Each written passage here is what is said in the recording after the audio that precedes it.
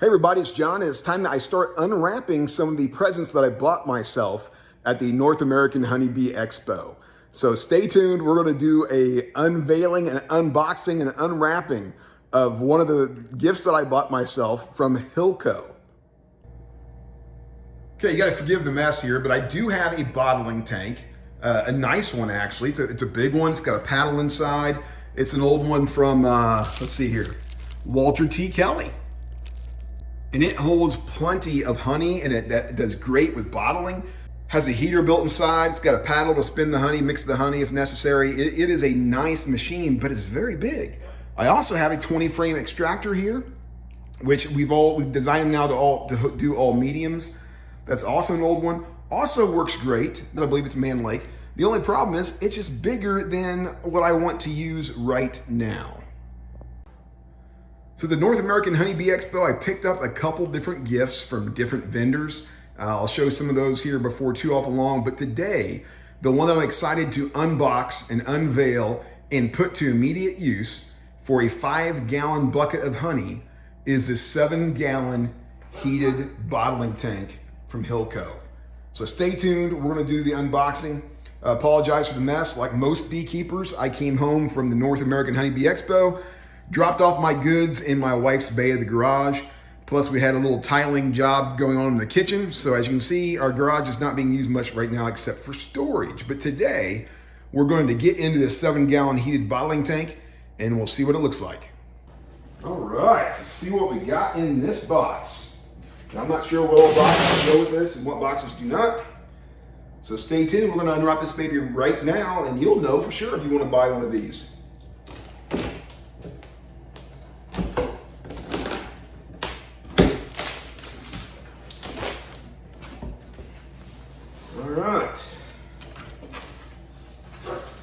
Nice job on the packing, it looks like.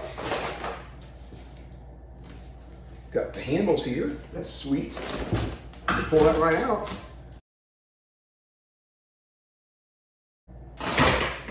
All right, we'll set these up right here so you can see it. So we got the inside.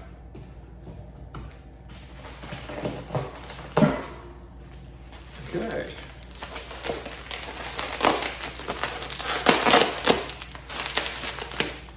Nice packaging. John and his team do a nice job making sure that everything's going to get home safe and sound.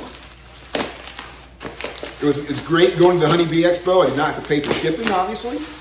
And I didn't have to drive over to a state away to see him, pay him a visit there at his manufacturing facility.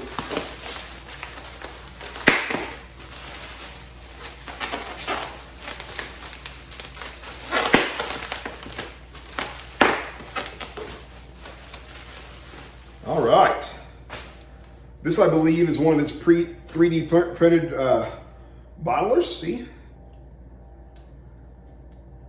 We're gonna play around with this and see how it assembles, but it's got a nice feel to it.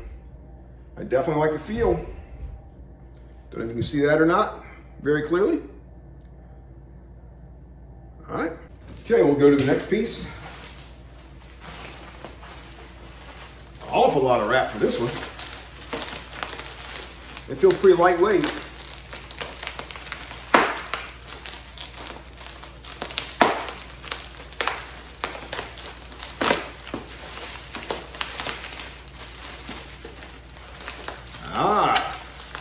That's why we got an awful lot of wrap for this one.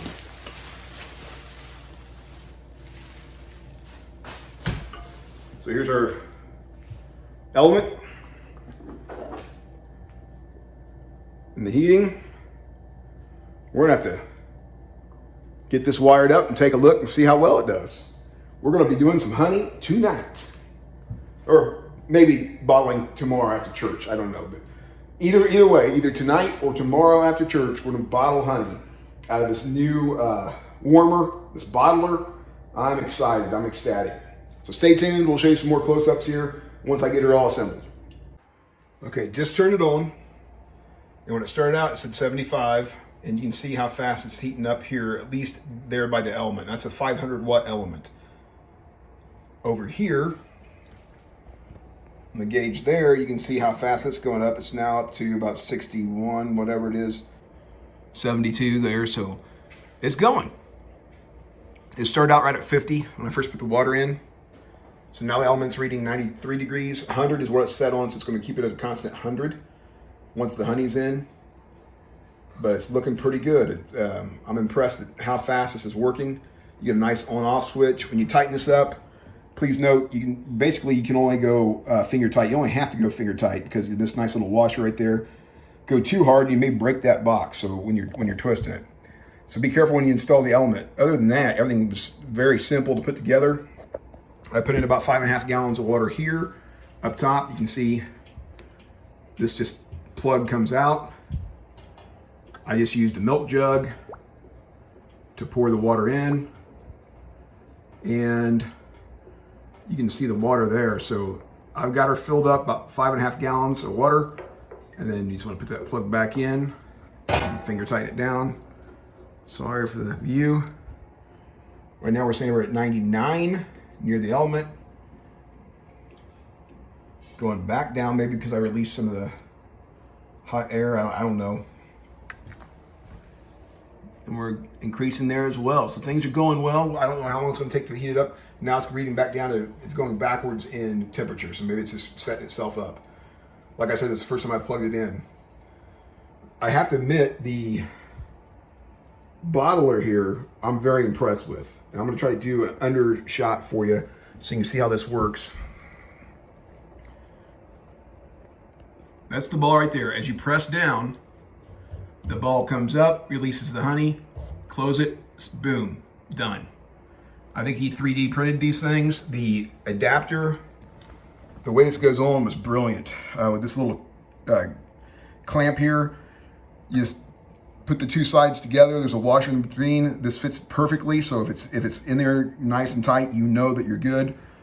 And you look at this and you say, well, John, I like the concept here, but what if I'm right-handed or if I'm left-handed? I don't like the way this works. Easy. You spin this around, and now you can use your other hand. So regardless of which hand you want to use, or if one hand gets tired, you want to go to another one, no problem. Just swing it around, and you're good to go. Temperature now, still continuing to increase, a little slower paced, but it's increasing. Right here, if you want to drain it for the winter, or you got too much water in there, you want to drain it, you just open that valve and water will drain out of the tank inside. So in terms of the tank, let me get a stool. Okay, now I got a reading of 103 and 104, but obviously the tank's not at that temperature. So I wonder if it's just the first time I plugged it in, or maybe I have to play with the settings. I don't know, but we'll keep monitoring that. I'm gonna open this up and show you the tank from the top view. So I did sanitize the tank before I did anything, just to be safe. If you look down here, this is what's brilliant. It's welded in such a way that the honey will go down here to where the valve is, the honey gate is. So very limited waste of honey whatsoever. It's going to be great. Can't wait to try it out. Again, it may be tomorrow before I get it done. Tomorrow after church, but Saturday night, I just want to show you what I got here from HillCo. John, if you are watching, I do have one comment that I would like to share with you. So I imagine I am not alone with people using 5-gallon buckets, especially for the smaller beekeepers. So if I take this off and I want to dump my 5-gallon bucket in here, look at how thick that wall is. My typical honey drainer, where I put my 5-gallon bucket on, it's not going to fit. Now, maybe I can bend those out to make them fit, but I'm not sure it's going to be at the right angle. I could probably bend them out. I'll probably try doing that because I want to use this. And I can always buy another one of these if I mess it up. But maybe, John, you could create one that fits exactly for this 7-gallon bottling tank. Anyway, that's my first review. I'll show you what else I got from HillCo later on. And there is a reason why I'm downgrading for sizes. So I've got, like I said, I've got the heated bottler out there, bottling tank out there, but I wanted a smaller one, and that will be coming in a forthcoming video, why I wanted a smaller one. Till then, I'll let you know how the bottling goes. Could have been let it go for a few minutes. This now says 101 over 100, or basically 100 out of 100. It fluctuates a few degrees here and there. You can tell as the water gets hotter, I probably have it too full. It's coming out of the top. And temperature is almost 100 degrees inside. Well, take a look at that. They thought of everything. The 5-gallon bucket actually fits inside those rims. So there's no need, no reason for me to get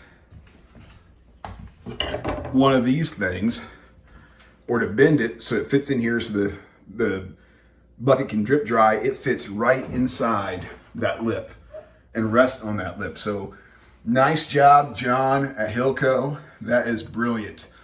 Good thinking.